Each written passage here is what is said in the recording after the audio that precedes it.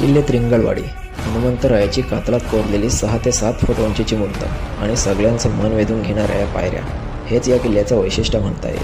किल्ल्याच्या पायथ्याशी असणाऱ्या जैन लेण्यावरून या किल्ल्याची निर्मिती साधारणतः 10व्या शतकात झाली असावी. किल्ला मराठ्यांनी कधी घेतला हे ज्ञात नाही. मात्र 1688च्या शेवटी मुघलांनी फितुरीने हा किल्ला मराठ्यांकडून जिंकून घेतला.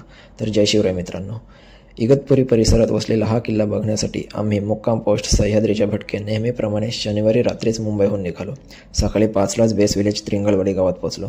तुम्हाला जर बाय ट्रेनने जायचं असेल तर इगतपुरी स्टेशनला उतरून अर्ध्या तासात तुम्ही त्रिंगलवाडी गावात पोहोचू शकता. आम्ही प्रत्येक ट्रेक रात्रीच करतो, पण या ट्रेकसाठी दिवस उजाडण्याची वाट बघत बसलो आणि त्यात पण आमचे हे 2 पैलवान काय अंगात आलं काय माहीत, तिथंच व्यायाम करत बसले. दिवस उजाडला तसं आम्ही गड चढायला सुरुवात केली.